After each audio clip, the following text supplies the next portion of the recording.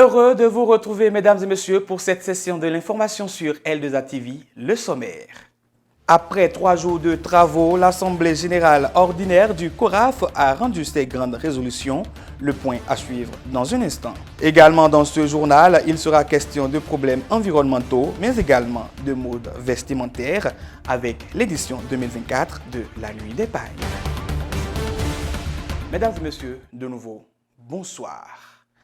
Clap de fin de l'Assemblée générale ordinaire du CORAF qui s'est tenue du 15 au 17 avril 2024 à Cotonou. Au thème des assises qui ont duré 3 jours, plusieurs résolutions sont à noter. Cyril Azagoun nous replonge dans l'ambiance de cette cérémonie de clôture. Du 15 au 17 avril 2024, les acteurs du secteur agricole, de l'Ouest et du Centre africain se sont retrouvés à Cotonou pour discuter des défis actuels du secteur. Au thème de 3 jours de discussion, autour de plusieurs panels, plusieurs recommandations sont formulées. L'Assemblée générale a retenu les conclusions ci-après. L'implication du secteur privé dans les processus de la recherche agricole dans l'espace CORAF reste à améliorer. L'effort de financement de la recherche par les pays de l'espace CORAF n'englobe pas la génération des technologies et innovations et se limite quasi exclusivement au fonctionnement des institutions de recherche. L'espace CORAF est de plus en plus en proie à des crises politiques, sanitaires, sécuritaires, climatiques, ayant des implications sur la sécurité alimentaire et la conservation des ressources génétiques. Les discussions de cette 14e édition du CORAF ont tourné autour du thème central « Accroître la collaboration avec le secteur privé en Afrique de l'Ouest et du Centre afin d'atténuer l'impact des crises climatiques, sanitaires et sécuritaires sur l'agriculture ». Il n'y a pas si longtemps que nous avons compris qu'il est important d'impliquer le secteur privé dans la recherche. Et le gouvernement de son Excellence, le président Patrick Talon, a pris la mesure de cette nécessité à travers un décret qui désormais définit des modalités de collaboration des institutions privées de la recherche et jusque même de leur financement. Parce que nous pensons que le privé a beaucoup de ressources et attend simplement de notre part de pouvoir mettre à leur disposition également des personnes averties de ces questions. Le bureau dirigeant de l'instance a été renouvelé au terme d'une élection. Emmanuel Issali, il est le directeur de l'Institut national de recherche agronomique du Congo, en tant que représentant de la zone forestière. M. Khalifa Traoré, directeur général de l'Institut de l'économie rurale du Mali, en tant que représentant de la zone sahélienne. M. Adolphe Adianon, directeur général de l'Institut national de recherche agricole du Bénin, en tant que représentant de la zone côtière. M.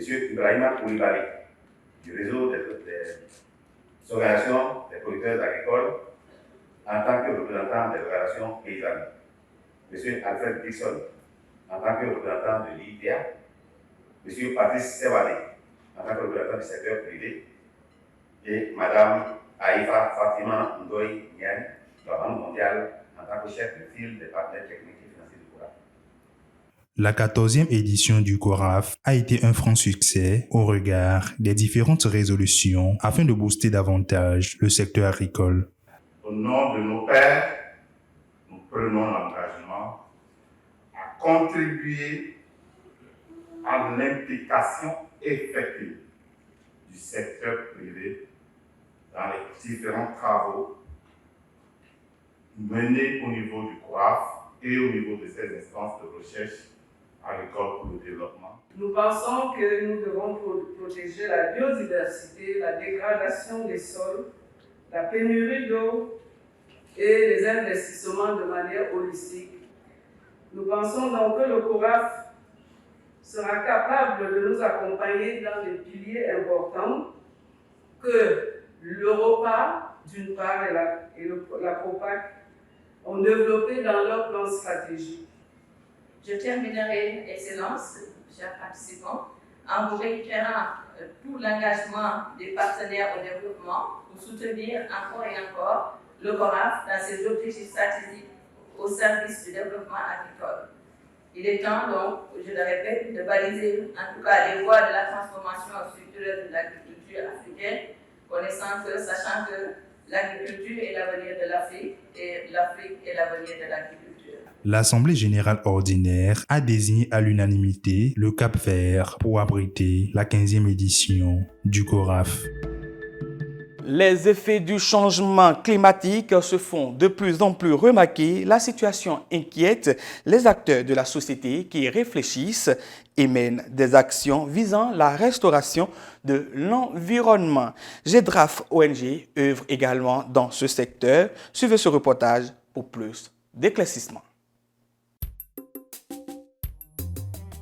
En action depuis 5 années déjà au Bénin, l'organisation non gouvernementale pour la gestion durable des ressources agricoles, forestières et de l'environnement GEDRAF fait de la sauvegarde des pollinisateurs l'une de ses priorités.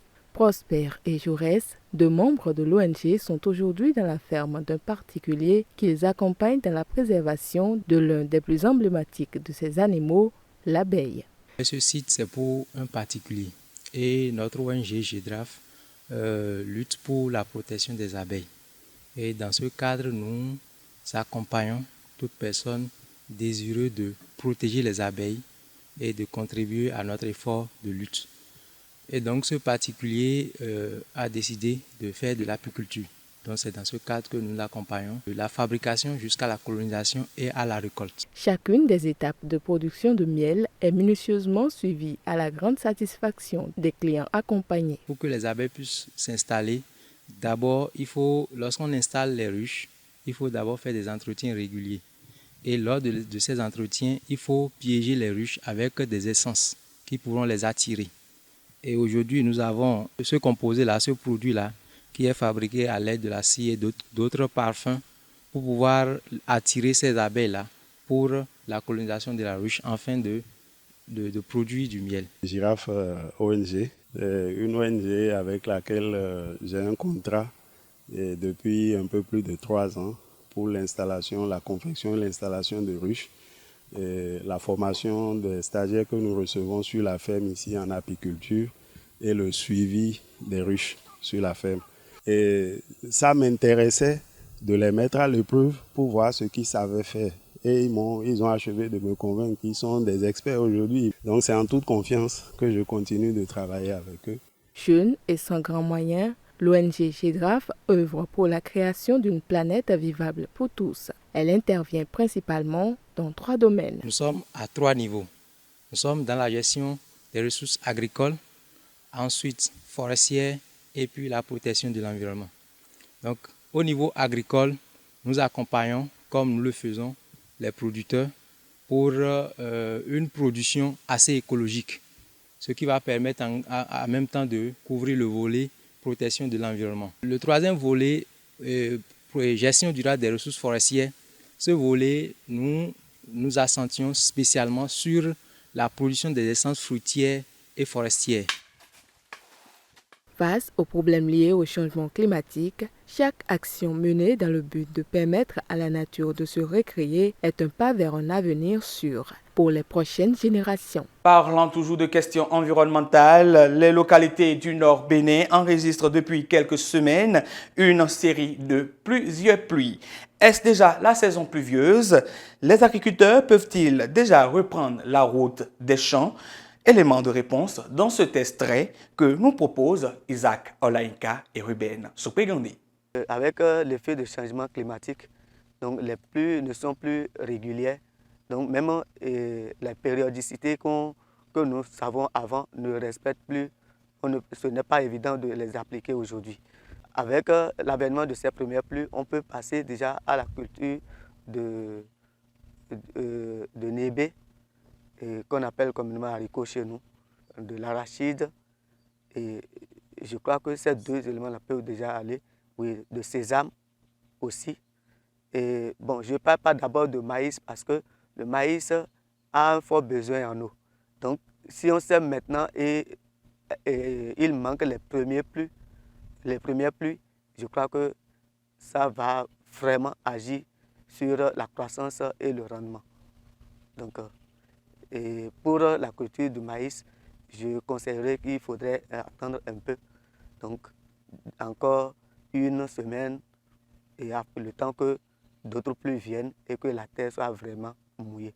Je vous l'annonçais en titre, l'édition 2024 de la Nuit du Pagne s'est achevée en beauté week-end dernier avec une soirée riche en couleurs. À sa juste valeur, le pagne a été célébré par la jeunesse du Nord Bénin, sortie massivement pour assister à diverses activités culturelles.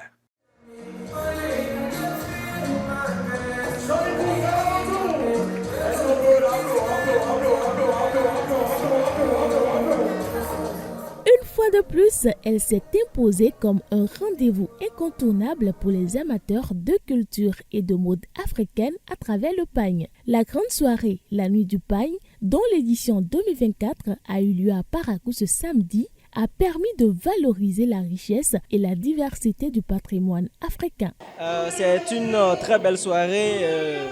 Il y a énormément de gens, il y a plus de 1000 personnes qui sont venues aujourd'hui pour célébrer le pagne, célébrer la femme. Ce qui m'a particulièrement marqué, c'est l'accent qu'ils ont mis sur la représentativité des femmes en fait, dans les instances décisionnelles. Bon, j'ai vraiment aimé, l'ambiance était chic, on était bien installés. Le podium par rapport à l'année dernière, le podium de cette année est bien plus accueillant et tout, c'est attrayant et ça donne envie de rester dessus jusqu'à la fin.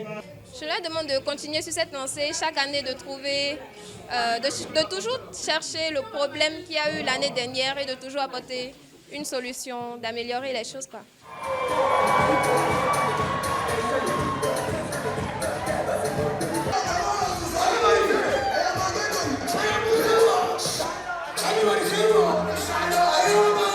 Prestations artistiques, défilés, tout était au rendez-vous et comme chaque année, la compétition Roi et Reine a connu son épilogue.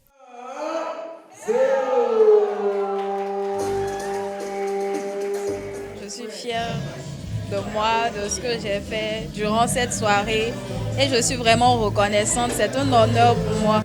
Bon, je me sens vraiment en joie parce que je me suis dit que mes efforts ont donné quelque chose de positif.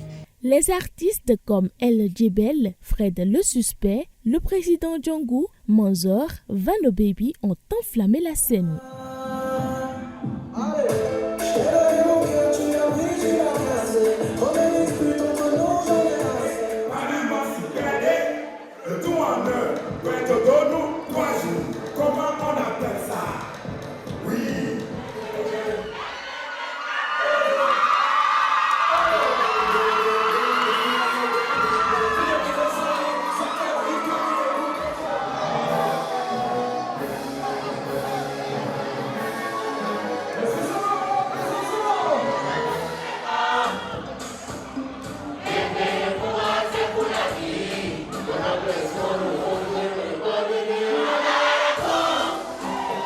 En termes d'activité, cette édition était bien plus riche que la précédente. Au cours de la 4e édition de la Nuit du Pagne, nous avons eu à organiser des jeux concours comme de l'art culinaire qui s'est déroulé sur 3 phases et dont la finale a été aujourd'hui, ainsi que l'élection des rois et reines qui s'est aussi déroulée sur plusieurs phases dont la finale a été aujourd'hui. Le comité d'organisation se dit satisfait. Nous sommes satisfaits du rendu. Mais nous espérons beaucoup plus pour les fois à venir, pour les éditions à venir. Nous espérons avoir beaucoup plus de sponsors et aussi beaucoup plus d'invités. La Nuit du Pagne a une fois de plus prouvé qu'elle est un événement phare, célébrant non seulement la beauté du pagne, mais aussi le dynamisme de la scène artistique béninoise.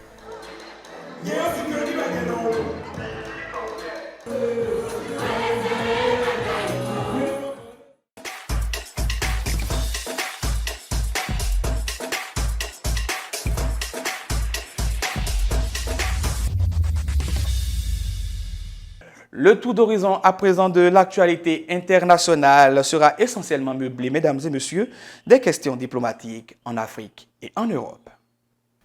C'est un réel plaisir pour nous de vous retrouver une fois de plus pour le point de l'actualité internationale de la semaine. Fidèles amis de L2A TV, bonsoir. Cette semaine, Parlons diplomatie pour commencer. Le nouveau président du Sénégal a choisi la Mauritanie pour son premier déplacement à l'étranger depuis son élection fin mars. Bassirou Diomaye Faye s'est rendu ce jeudi 18 avril en visite officielle dans ce pays. Il est arrivé en fin de matinée dans la capitale mauritanienne Nouakchott, a constaté un journaliste de l'AFP pour une visite d'amitié et de travail de quelques heures selon les présidences. Le chef d'État sénégalais doit s'entretenir avec son homologue mauritanien avant une réunion des délégations des deux pays selon un programme communiqué par la présidence mauritanienne. Toujours diplomatie, le président français Emmanuel Macron a reçu son homologue de la Centrafrique Faustin Archange Touadéra. Lors de la rencontre ce mercredi à l'Élysée, les deux chefs d'État se sont mis d'accord sur une feuille de route pour mettre en place un partenariat constructif et relancer leurs relations. Cet entretien vise à mettre fin à une brouille entre les deux pays sur fond de montée de l'influence de la Russie en Centrafrique comme dans d'autres pays d'Afrique francophone. Cap sur le Burkina Faso, où 3 diplomates français, dont 2 conseillers politiques à l'ambassade de France à Ouagadougou, ont été déclarés persona non grata pour activités subversives et sommés de quitter le pays, selon le document signé par le ministère burkinabé des Affaires étrangères ce mardi et publié ce jeudi sur les médias sociaux. La France a déploré cette décision et a estimé qu'elle ne reposerait sur aucun fondement légitime. Cette expulsion intervient dans un contexte de détérioration des relations entre le Burkina Faso et son ancien colonisateur, la France. Autre nouvelle, l'Union européenne a décidé ce mercredi soir de renforcer ses sanctions contre l'Iran suite à l'attaque inédite de Téhéran contre Israël lors d'un sommet à Bruxelles. Cette décision vise à adresser un signal clair à l'Iran, selon Charles Michel, président du Conseil européen. En parallèle, le président ukrainien Volodymyr Zelensky a plaidé pour un soutien accru face à l'invasion russe, sollicitant notamment des défenses aériennes supplémentaires, dont des systèmes de missiles Patriot. Les dirigeants européens ont assuré leur engagement à répondre rapidement à cette demande. Outre ces enjeux de sécurité, le sommet prévoit également de discuter des moyens de renforcer la compétitivité de l'UE et d'améliorer le marché unique. Pour finir, le Niger et le Mali ont conclu le mardi 16 avril un accord qui prévoit que la société nigérienne de pétrole fournira à l'énergie du Mali une impressionnante quantité de 150 millions de litres de gasoil à raison de 328 francs le litre.